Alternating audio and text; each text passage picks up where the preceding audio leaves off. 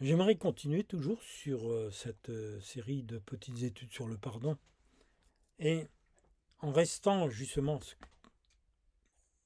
sur les Écritures pour que nous allions encore plus loin. Parce que vous savez, c'est un frère qui disait cela, un vieux pasteur qui avait lu la Bible pendant des dizaines d'années, toute sa carrière, pas carrière, tout son sacerdoce. Eh bien, il avait prêché la parole de Dieu, c'était un excellent enseignant, et il disait que à la fin de sa vie, qu'il n'avait réussi qu'à découvrir quelques gouttes de l'océan de Dieu dans sa parole. Le psaume 139, verset 23-24 nous dit « Sonde-moi, ô Dieu, et connais mon cœur. Éprouve-moi et connais mes pensées. Regarde si je suis sur une mauvaise voie et conduis-moi sur la voie de l'éternité. » Pour permettre à l'Esprit de Jésus de transformer notre caractère, notre vie, il faut vouloir l'accepter dans notre vie et c'est par l'obéissance à l'Évangile que se fera cette transformation. Sinon, ce sera des paroles en l'air. Il faut que le souvenir de la mort de Jésus et surtout aussi de sa résurrection, parce que Jésus est vivant, doit être vivant dans notre cœur. Jésus nous dit dans Jean chapitre 3 verset 3, « Si un homme ne naît d'eau et d'esprit, il ne peut entrer dans le royaume de Dieu. » Il ne peut pas comprendre. Jacques 1, 18-22, « Il nous a engendrés selon sa volonté, par la parole de vérité, afin que nous soyons en quelque sorte les prémices de ses créatures. » Sachez-le, mes frères bien-aimés, mes frères et sœurs, ainsi que tout homme soit prompt à écouter, lent à parler et lent à se mettre en colère, car la colère de l'homme n'accomplit pas la justice de Dieu. C'est pourquoi, rejetant toute souillure et tout excès de malice, recevez avec douceur la parole qui a été plantée en vous et qui peut sauver vos âmes. Mettez en pratique la parole et ne vous bornez pas à l'écouter en vous trompant vous-même par de faux raisonnements. La parole est là. Et puis rajoutez même un, verset 22-23, ayant purifié vos âmes en obéissant à la vérité, pour avoir un amour fraternel sincère, aimez-vous ardemment les uns les autres de tout votre cœur, puisque vous avez été régénérés, non par une semence corruptible, mais par une semence incorruptible, par la parole vivante et permanente de Dieu. C'est une réalité que, même y compris pour les chrétiens, parce que certains vivent aussi avec des humeurs changeantes. Des proverbes qui disent qu'il y en a qui se lèvent du pied gauche ou du pied droit, et selon cela, eh bien, leur humeur change. Et ça, c'est pas bon. Parce que ça les empêche d'entrer dans cette nouvelle naissance que Christ donne par sa présence. Jésus est avec nous le matin, Jésus est avec nous à midi, Jésus est avec nous le soir. Jésus est en nous. Et les mauvaises attitudes rendent ceux qui les entourent malheureux, car l'évangile de Jésus-Christ ne les conduit pas. Ils ont besoin de délivrance. C'est une décision, un choix personnel. 1 Corinthiens chapitre 2, versets 9 et 10. Mais comme il est écrit, ce sont des choses que l'œil n'a point vues et que l'oreille n'a point entendues. Des choses qui ne sont pas montées au cœur de l'homme, des choses que Dieu a préparées pour ceux qui l'aiment. Dieu nous les a révélées par l'Esprit, car l'Esprit sent de tout, même les profondeurs de Dieu. Alléluia. Je vous disais qu'il y a des personnes, c'est vrai qu'ils ont des rictus, des traits tirés, qui laissent apercevoir vraiment un malaise profond qui est au fond de leur cœur. Et la paix de Dieu n'est pas présente dans leur cœur.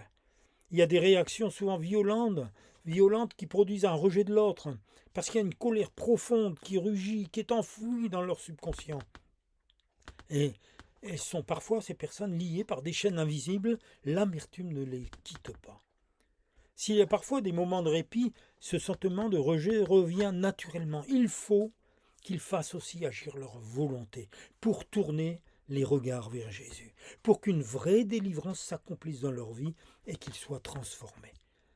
Le psaume 70, verset 2 dit « Ô Dieu, hâte-toi de me délivrer, Éternel, hâte-toi de me secourir. » 61, verset 2 et 4. « Ô Dieu, écoute mes cris, sois attentif à ma prière, car tu es pour moi un refuge et une tour forte en face de l'ennemi. » Voyez-vous, des prières que vous pouvez faire, que vous pouvez crier à Dieu, Dieu entend le malheureux. Et vous êtes un malheureux ou une malheureuse si vous vivez avec ce genre de problème, ces liens qui sont profonds, enracinés, qui vous tiennent liés.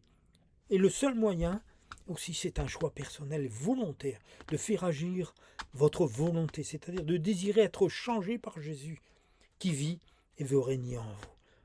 Il ne veut pas faire de vous une personne religieuse, non.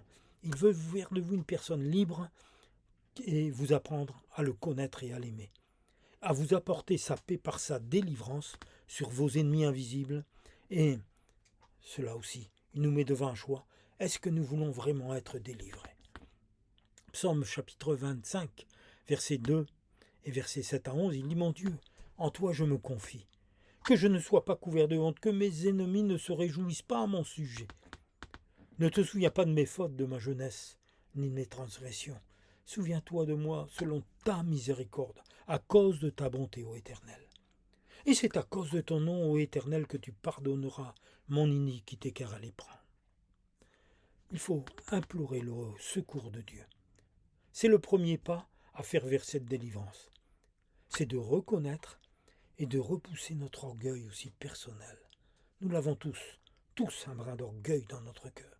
Mais parfois il y a des orgueilleux qui, l'orgueil prend le dessus. Et il nous faut revenir avec humilité comme un petit enfant vers Dieu notre Père. Et tout cela par Jésus-Christ. Remarquez comment les enfants ont des facilités aussi à pardonner. Même parfois, s'ils ont été grondés ou même un peu fortement, bien ils reviennent toujours vers leur père, vers leur mère. Et ils ne se souviennent plus, ils n'en veulent pas, mais ils ont besoin de cet amour. Et Pierre nous disait, chapitre 5, verset 5, 1 Pierre, « Revêtez-vous d'humilité, car Dieu résiste aux orgueilleux, mais il fait grâce aux humbles. » Les conseils de Dieu sont nombreux et toujours pleins d'amour. Ce qu'il veut, c'est notre bonheur. Il faut que ces attaques de colère permanente soient rejetées continuellement quand elles arrivent. Ça, c'est notre responsabilité. C'est-à-dire qu'il va falloir toujours regarder vers le Seigneur et vous verrez, ces choses-là partiront. Sinon, c'est une porte qui est ouverte à un ennemi invisible et nos yeux naturels ne le voient pas. Mais c'est bien réel dans ce monde spirituel qui nous entoure. La Bible nous dit, chapitre 1 des lettres de Jean, 1 Jean, chapitre 5, verset 19, « Nous savons que nous sommes de Dieu et que le monde entier est sous la puissance du malin. » Et pour agir, il faut comprendre cela, il faut commencer à le comprendre et agir en conséquence de ses besoins. C'est un combat et il ne faut pas en douter. Éphésiens, chapitre 4, verset 26, il dit « Quand vous vous mettez en colère, ne commettez pas de péché. Votre colère doit cesser. Ne laissez pas aucune place en vous à l'esprit du mal. » Donc chassez cet esprit de colère avec foi en Jésus, c'est un combat. Vous devez lier et chasser, c'est un combat. Défendez-vous, ne soyez pas passifs. Jésus ordonne pour les serviteurs de Dieu compétents dans l'obéissance à sa parole, dans Matthieu chapitre 10, versets 7 et 8, « Allez prêcher et dites le royaume des cieux était proche, guérissez les malades, ressuscitez les morts, purifiez les lépreux et chassez les démons. » La Bible nous dit aussi dans Matthieu chapitre 28, verset 20, « Et enseignez-leur à observer tout ce que je vous ai prescrit. » C'est écrit. Et en plus, il dira, « Et voici, je suis avec vous tous les jours, jusque la fin du monde. » Donc nous ne sommes pas seuls. Une autre ouverture, des situations parfois traumatisantes ou violentes qui ont été vécues ou subies dans l'enfance. Et ils peuvent avoir créé en nous une pièce spéciale un petit peu dans notre cœur. Un endroit secret où s'amasse toute cette souffrance. Et ça, il va falloir l'expulser et il faudra de la persévérance. Si on ne le chasse pas, l'ennemi invisible nous lie dans la souffrance. Le cœur peut s'endurcir et notre orgueil naturel nous empêche de plier devant Dieu. Pourtant, le Seigneur, à cause de son amour, va nous résister. Écoutez bien. Pourquoi ? Parce qu'il veut nous secourir. Invoquez Dieu dans ces moments. Psaume 25, 15 à 20. Je tourne constamment les yeux vers l'Éternel, car il me fera sortir mes pieds du filet. Regarde-moi et aie pitié de moi, car je suis abandonné et malheureux. Les angoisses de mon cœur augmentent, tire-moi de ma détresse. Vois ma misère et ma peine. et pardonne tous mes péchés. Vois combien mes ennemis sont nombreux et quelle haine violente ils me poursuivent. Garde mon âme et sauve-moi, que je ne sois pas confus quand je cherche auprès de toi mon refuge. Voilà. 1 Pierre chapitre 5, 5 et 6. Alors revêtez-vous d'humilité, car Dieu résiste aux orgueilleux, mais il fait grâce aux humbles. Humiliez-vous donc sous la puissante main de Dieu, afin qu'il vous élève au temps convenable.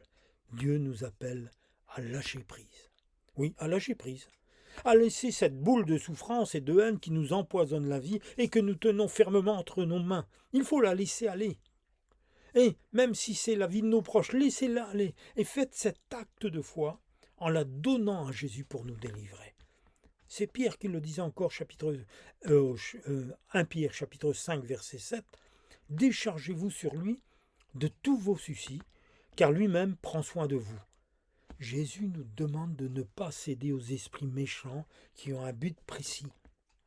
Ils veulent nous pousser à leurs exigences dans nos pensées pour continuer leur œuvre de destruction. Résistez-leur avec une foi ferme et chassez-les jusque la délivrance au nom de Jésus. 1 Pierre chapitre 5 versets 8 et 9. Soyez sobres, veillez, votre adversaire le diable rôde comme un lion rugissant, cherchant qui il dévorera. Résistez-lui avec une foi ferme, sachant que les mêmes souffrances sont imposées à vos frères dans le monde entier. Oui, le diable rôde, mais n'oubliez pas une chose, que vous êtes plus fort. Pourquoi ? Parce que Jésus est avec vous. Et il est comme un lion rugissant. Et c'est vrai que le lion, c'est quelque chose qui... c'est un animal puissant. Je me souviens, lorsque j'étais au Tchad, dans les années 70, un jour nous dormions en brousse. Et j'ai entendu pendant la nuit un rugissement de lion qui était peut-être à quelques kilomètres, un rugissement tellement puissant, on aurait dit qu'il était là une dizaine de mètres. Et je vous assure que c'est quelque chose qui vous glace le sang. Pourquoi ? Parce que la Bible nous dit que le diable est pareil, il cherche qui il va dévorer. Mais si vous lui résistez avec une foi ferme, une foi en Jésus, eh bien, il fuira loin de vous. Seigneur, tu connais mon cœur et mes peines, ces traumatismes qui hantent encore mes nuits. Je veux te remettre toutes mes souffrances. Je t'abandonne ma vie, prends tout entre tes mains, la direction de mon avenir. Je veux te laisser intervenir afin que ma guérison soit complète, que ces ennemis invisibles que tu as vaincus à la croix n'aient plus d'accès sur moi et se retirent au nom de Jésus. Je les chasse. Oui, je les chasse sans relâche, avec persévérance, de cette pièce secrète de mon cœur. Et je reçois la paix et la guérison par la foi en ton merveilleux nom. C'est vrai, il faut confesser que Satan a été vaincu par le sang de Jésus à la croix. Apocalypse, chapitre 12, verset 11. Satan est vaincu à cause du sang de l'agneau, et c'est à cause de la parole de notre témoignage. Béni soit le Seigneur Jésus. Seigneur, tu es mon Dieu et mon roi. Alléluia. Soyez bénis, bénis de ma part bien sûr, mais surtout par le Saint-Esprit, par le Seigneur Jésus. Amen.